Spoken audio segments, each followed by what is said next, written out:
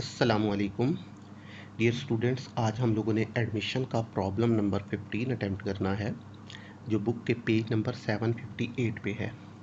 तो आप देखें क्या इन्फॉर्म कर रहे हैं। जुल्फ़िकार और फयाज ये दो पार्टनर हैं।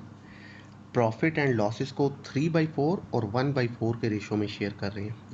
जुल्फ़िकार का रेशो 3/4 है और फयाज का रेशो 1/4 है, राइट। अब वो कह रहा है 1 जनवरी पे उनकी ये पोजीशन बताई हुई है, मींस बैलेंस शीट बताई, उसने एसेट साइड दे दी, लाइबिलिटी साइड दे दी, राइट। कह रहा है Riyaz is now to join the partnership, he agrees to pay the partner ₹20,000 by way of goodwill and introduce 3/5 of combined capital of two existing partner after depreciating plant and stock 20% and 10% respectively and raising a reserve of 10% against sundry debtors. The new profit is to be allowed 1/4 share of the profit of the firm. आप कह रहे हैं जी ये जो incoming partner है ना, इसको आप प्रॉफिट में 1/4 शेयर दे रहे हैं, जो कि रियाज है। रियाज को इन्होंने पार्टनरशिप बिजनेस में एडमिट किया है और प्रॉफिट में 1/4 शेयर दिया है, राइट। पुराने पार्टनर्स के साथ क्या हुआ, अगेन उसने मेंशन नहीं किया है कि नए पार्टनर के आने के बाद पुराने पार्टनर्स के रेशोज़ पे क्या इफेक्ट पड़ा। तो इसका मतलब है वो चेंज नहीं हुए हैं। अगर चेंज होते तो वो मेंशन करता, तो नहीं मेंशन किया, इसका मतलब है नए पार्टनर के आने से पुराने पार्टनर के रेशोज़ चेंज नहीं हुए। अब इस रेशो का ताल्लुक किससे है, गुडविल के साथ है। तो अब अगर नए पार्टनर के आने से पुराने पार्टनर के रेशोज़ चेंज ना हो तो हम गुडविल को ओल्ड रेशो में डिस्ट्रीब्यूट करते हैं, और अगर चेंज हो जाए तो फिर सैक्रिफाइस रेशो में, ठीक। तो इस वक्त चेंज नहीं हुई है, इसलिए गुडविल को हम पुराने ही रेशो में डिस्ट्रीब्यूट करेंगे, 3:1 के रेशो में। 3/4 जुल्फ़िकार को जाएगा गुडविल में से और 1/4 फयाज को जाएगा, राइट। अब वो कह रहा है जी कि जो इनकमिंग पार्टनर है उसने 20,000 रुपीज़ गुडविल के पे किए हैं, और जो कैपिटल है ना उसकी अमाउंट उसने डायरेक्टली नहीं बताई है। वो कह रहा है जो पुराने वाले पार्टनर है ना जुल्फ़िकार और फयाज, उनके कैपिटल्स को कंबाइन करें और फिर उसका 3/5 ले लें, तो वो नए पार्टनर का कैपिटल होगा। तो अब आप देखें पुरानी बैलेंस शीट में देखें जुल्फ़िकार और फयाज के कैपिटल कितने हैं। जुल्फ़िकार का कैपिटल है 50,000 और फयाज का कैपिटल है 30,000। इन दोनों को कंबाइन करें, मीन्स इनको ऐड करें, तो ये दोनों मिलके हो जाते हैं 80,000, और फिर उस 80,000 को 3 से मल्टीप्लाई करके 5 पे डिवाइड कर दें, means 80,000 multiplied by 3 divided by 5, तो जो अमाउंट आएगी वो नए पार्टनर के कैपिटल की अमाउंट आएगी, राइट। लेकिन अब अगर आप गौर से पढ़ें तो वो क्या कह रहा है कि आपने कैपिटल को कंबाइन करके उसका 3/5 तो लेना है, लेकिन बैलेंस शीट वाले कैपिटल का नहीं। क्या कह रहा है, आफ्टर डेप्रीसिएटिंग, मींस ये जितनी भी रीवैल्यूएशन है ना वो होने के बाद जो कैपिटल आएगा उसको कंबाइन करके उसका 3/5 लेना है, पुराने कैपिटल्स का नहीं। अब वो कैसे आएगा ये अब हमने इस क्वेश्चन में देखना है, राइट। तो स्टार्ट लेते हैं बेटे। जब हम अपने क्वेश्चन को अटेम्प्ट करते हैं एडमिशन के, तो हम इसके मेन 3 पोर्शंस करते हैं। पहला पोर्शन हम लोगों ने जर्नल एंट्रीज को रिकॉर्ड करना है। तो अब एंट्रीज को हम कितने स्टेप में रिकॉर्ड करते हैं बेटे, 4 स्टेप्स में। पहला स्टेप नए पार्टनर के कैपिटल की ट्रीटमेंट होती है, ठीक है ना। तो अब एंट्रीज हमेशा जर्नल बना के रिकॉर्ड की जाएंगी। तो यहाँ आप लिखेंगे जर्नल ऑफ, ऑर्गेनाइजेशन का नेम नहीं बताया, date, particulars, LF, debit, credit, rupees, ये फॉर्मेट बन गया। अब पहला स्टेप होता है नए पार्टनर के कैपिटल की ट्रीटमेंट। तो अब उसके लिए एंट्री क्या होगी हम लोगों ने देखना ये है क्वेश्चन में कि कैश को लेके चलना है या बैंक को। तो अब आप देखें उसने बैलेंस शीट में एसेट साइड पे आखिरी पॉइंट लिखा हुआ है कैश एट बैंक। तो एंट्रीज में तमाम जगहों पे जहाँ जहाँ इन्वॉल्वमेंट होगी कैश की, वहाँ पे आपने बैंक को यूज़ करना है। तो अब एंट्री क्या करेंगे हम, bank debit to Riyaz capital account credit, ये एंट्री होगी नए पार्टनर के कैपिटल लाने की। अब कैपिटल की अमाउंट कितनी है ये अभी हमें नहीं पता है, ठीक है। ये 52,800 अभी लिखा तो है मैंने, लेकिन फिल वक्त हमें ये नहीं पता है, आप ये जगह ब्लैंक छोड़ देंगे। एंट्री यही होगी bank account debit to Riyaz capital account credit, ठीक है ना। अब पहला स्टेप खत्म हो गया। अब second step treatment of goodwill. तो गुडविल को कितने स्टेप में रिकॉर्ड करेंगे हम, कितनी एंट्रीज होंगी उसकी, 2। पहली एंट्री होगी bank account debit to goodwill account credit, और दूसरी एंट्री हो जाएगी goodwill account debit to old partner Zulfikar capital account credit और फयाज कैपिटल अकाउंट क्रेडिट। ये होगी एंट्रीज 2। अब वैल्यूज ट्रांसफर करेंगे। तो बैंक टू गुडविल, ये पहली वाली एंट्री गुडविल की कितने से होगी, उसने क्वेश्चन में बताया 20,000 की गुडविल पे की है, तो बैंक टू गुडविल 20,000 से ये एंट्री रिकॉर्ड होगी। अब दूसरी एंट्री में हम गुडविल को 20,000 से डेबिट कर देंगे, ठीक है। अब क्वेश्चन ये अराइज होता है कि इस 20,000 में से गुडविल जुल्फ़िकार और फयाज में किस रेशो में डिस्ट्रीब्यूट हो। तो चूंकि नए पार्टनर के आने से पुराने पार्टनर के रेशोज चेंज नहीं हुए हैं, इसलिए गुडविल को पुराने रेशो में ही डिस्ट्रीब्यूट कर देंगे, ठीक है। तो क्या है 3/4 और 1/4, तो डिस्ट्रीब्यूशन रेशो 3/4 1/4 हो जाएगा। तो क्या करेंगे 20,000 मल्टीप्लाइड बाई 3 डिवाइडेड बाई 4, तो 15,000 जुल्फ़िकार को चला जाएगा। फिर 20,000 मल्टीप्लाइड बाई 1 डिवाइडेड बाई 4, तो ये 5,000 फयाज को चला जाएगा। तो ये हमारा second step treatment of goodwill जो है वो हो गया कंप्लीट। अब थर्ड स्टेप हम लोगों ने जनरल रिजर्व को ट्रीट करना होता है। तो जनरल रिजर्व के हवाले से वो हमेशा क्वेश्चन में साइलेंट रहेगा, ठीक है ना। आपने खुद चेक करना है इस स्टेप को। तो आप क्वेश्चन की बनी हुई बैलेंस शीट में लाइबिलिटी साइड पे देखें क्या जनरल रिजर्व या रिजर्व फंड पड़ा हुआ है। अगर मौजूद है तो तीसरा स्टेप ट्रीट करना है, अदरवाइज ज़रूरत नहीं है। तो आप देखें बैलेंस शीट की लाइबिलिटी साइड पे रिजर्व फंड मौजूद नहीं है, जनरल रिजर्व या रिजर्व फंड नहीं है, इसलिए हमें जनरल रिजर्व को ट्रीट करने की ज़रूरत नहीं है। अब फोर्थ स्टेप होता है हम लोगों के पास हमारा revaluation of assets and liabilities, ठीक है। तो क्या रिवैल्यूएशन हुई? जी बिल्कुल। उसने 3 एसेट्स के हवाले से जिक्र किया, कह रहा है प्लांट को 20% रिड्यूस करें, स्टॉक को 10% रिड्यूस करें और डेटर पे 10% रिजर्व लें। तो डेटर पे रिजर्व लेने से डेटर भी कम होते हैं।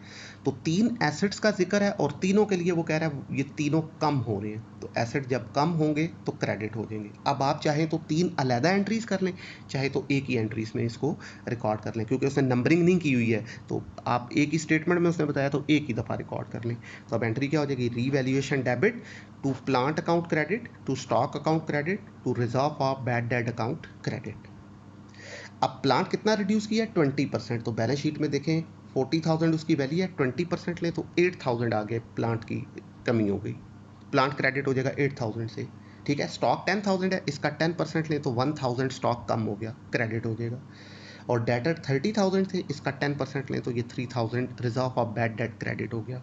तीनों को ऐड करें तो तीनों का सम कितना बनता है? 12,000, तो वो रीवैल्यूएशन को चला गया।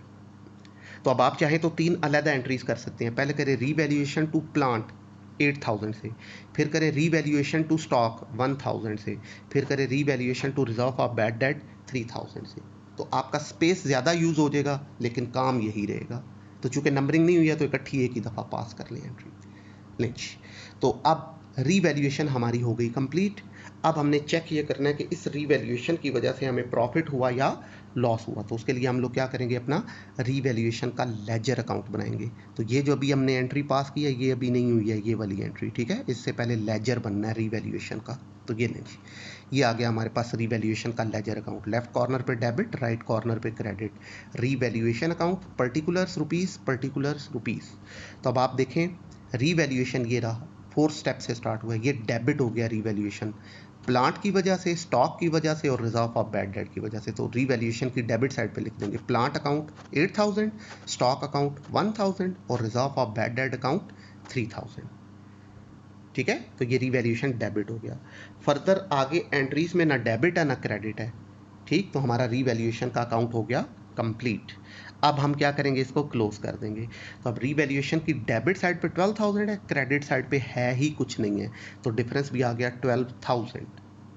अब चूंकि डेबिट साइड ज़्यादा है तो ये हमारा रीवैल्यूएशन का लॉस है।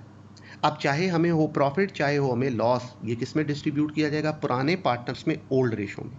तो अब जुल्फ़िकार और फयाज में ये 3:1 के रेशो में डिस्ट्रीब्यूट कर देंगे। तो यहाँ लिखेंगे Zulfikar capital, Fayaz capital. 12,000 multiplied by 3 divided by 4, तो 9,000 जुल्फ़िकार को चला गया। 12,000 मल्टीप्लाइड बाई 1 डिवाइडेड बाई 4, तो 3,000 फयाज को चला गया। तो ये लॉस डिस्ट्रीब्यूट हो गया। अब हमने अपने इस लॉस की एंट्री रिकॉर्ड कर लेनी है। तो ये यहाँ पे एंट्री आ गई बेटे इसकी। तो अब लॉस की वजह की एंट्री क्या होगी? लॉस की सिचुएशन में हम कैपिटल्स को डेबिट करेंगे और रीवैल्यूएशन को क्रेडिट करेंगे। तो एंट्री हो जाएगी बेटे Zulfikar capital account debit, Fayaz capital account credit debit और रीवैल्यूएशन अकाउंट क्रेडिट। तो रीवैल्यूएशन टोटल 12,000 से क्रेडिट हो गया, बीच में से जुल्फ़िकार का 9,000 आ गया और फयाज का 3,000 आ गया। ये साइन डाला है मैंने, ये लेजर एंट्री है कि इस एंट्री को पास करने से पहले लेजर बनाया फिर ये एंट्री हुई है, ठीक है ना। तो बेटे पेपर में आपने ये वाला साइन वहाँ नहीं डालना है, ये आपको समझाने के लिए मैंने साइन डाला है, और ना ही आप लोगों ने ये वाली नंबरिंग करनी है 1 2 3 4, ठीक है, ये आपकी आसानी के लिए मैंने लिखे हुए हैं कि ये स्टेप्स हैं, राइट। वहाँ पे आपने सिर्फ एंट्रीज करनी है, ये नंबरिंग नहीं करनी है। ठीक होगी बात। अब यहाँ से देख के आपको क्या पता चल रहा है कि हमारे इस क्वेश्चन में पहला स्टेप नए पार्टनर के कैपिटल की ट्रीटमेंट मौजूद है, गुडविल मौजूद है, तीसरा स्टेप जनरल रिजर्व होता है वो मौजूद नहीं है, इसलिए नंबरिंग में वो 3 आया ही नहीं है, और फोर्थ स्टेप में हम रीवैल्यूएशन करते हैं। ठीक है ना, तो ये नंबरिंग वहाँ आपने नहीं करनी है, राइट। तो ले बेटे, ये हमारे क्वेश्चन का पहला पोर्शन जर्नल एंट्रीज जो है वो हो गया कंप्लीट। अब हम लोग क्या करेंगे, क्वेश्चन के दूसरे पोर्शन की तरफ आते हैं जिसमें हम तमाम पार्टनर्स के कैपिटल अकाउंट्स जो से हैं वो प्रिपेयर करेंगे। तो लेफ्ट कॉर्नर पे आप लिखेंगे बेटे डेबिट, राइट कॉर्नर पे क्रेडिट, टॉप पे मिड में लिखेंगे capital account. Particulars Zulfikar Fayaz Riyaz, particulars Zulfikar Fayaz Riyaz, rupees rupees rupees rupees rupees and rupees. अब जब हम अपना कैपिटल अकाउंट बनाते हैं तो पहला आइटम हर क्वेश्चन में इसमें इनपुट के तौर पे क्या आएगा, क्वेश्चन की जो बैलेंस शीट है वहाँ से पुराने वाले पार्टनर्स के कैपिटल के बैलेंसेस क्रेडिट साइड पे इनपुट के तौर पे लेंगे बैलेंस ब्रॉट डाउन के नाम से। तो अब यहाँ लिखेंगे बेटे बैलेंस ब्रॉट डाउन, जुल्फिकार का है 50,000 और फयाज का है 30,000, रियाज का पहले से कोई भी नहीं है, निल। अब बाकी चेंजेस लाएंगे हम अपनी जर्नल एंट्रीज से। तो अब आप देखें पहली एंट्री में रियाज का कैपिटल क्रेडिट हो गया है बैंक की वजह से, तो अब आप यहाँ लिखेंगे बैंक अकाउंट। ठीक है, ये अमाउंट सिर्फ रियाज के कॉलम में आनी है। अब रियाज के कॉलम की अमाउंट कितनी है, अभी हमने कैपिटल को तो फाइंड ही नहीं किया है। ठीक है, क्योंकि पहले स्टेप में मैंने सिर्फ एंट्री लिखी है, अमाउंट तो अभी हमारे पास है ही नहीं है, क्योंकि उसने क्वेश्चन में कैपिटल की अमाउंट तो बताई नहीं है, वो अभी हमें कैलकुलेट करनी है। वो कैसे कैलकुलेट करनी है अभी देखते हैं, फिल वक्त हम इसको भी यहाँ पे ब्लैंक छोड़ देंगे। ठीक है, अब सेकंड एंट्री पे देखें कैपिटल है ही नहीं है। नेक्स्ट एंट्री में देखें थर्ड में कैपिटल जुल्फिकार और फयाज का क्रेडिट हो गया है गुडविल की वजह से, तो अब आप यहाँ लिखेंगे गुडविल अकाउंट। जुल्फिकार का कैपिटल 15,000 क्रेडिट हुआ और फयाज का कैपिटल 5,000, रियाज का है ही नहीं है, निल। ठीक होगी बात। फिर उसके बाद लास्ट एंट्री में देखें जुल्फिकार और फयाज के कैपिटल्स डेबिट हो गए हैं रीवैल्यूएशन की वजह से, तो यहाँ लिखेंगे आप रीवैल्यूएशन अकाउंट, जुल्फिकार का कैपिटल 9,000, फयाज का कैपिटल 3,000, रियाज के कॉलम में निल आ जाएगा, राइट। अब हमने क्या करना है, अपने तमाम पार्टनर्स के कैपिटल अकाउंट्स को कर देना है क्लोज। तो पहले करेंगे हम अपने जुल्फिकार के कैपिटल को क्लोज। तो देखें जुल्फिकार की क्रेडिट साइड पे 65,000 है और डेबिट साइड पे इसका सिर्फ 9,000 है, तो डिफरेंस कितना आ गया 56,000। तो ये क्या कहलाएगा, बैलेंस CD। तो जुल्फिकार का नया कैपिटल अब जो बैलेंस शीट में जाएगा वो 56,000 आ जाएगा। इसी तरह फयाज को क्लोज करें तो क्रेडिट साइड पे इसका ये दो आइटम का सम बनता है 35,000 और डेबिट साइड पे जस्ट 3,000 है, इसका डिफरेंस आ गया 32,000, ये कहलाएगा बैलेंस CD। फयाज का ये अब वो कैपिटल है जो नई बैलेंस शीट में जाना है। अब रियाज को क्लोज करेंगे तो रियाज का कैपिटल हमारे पास मौजूद नहीं है अभी। अब कैलकुलेट कर लेते हैं बेटे रियाज के कैपिटल को।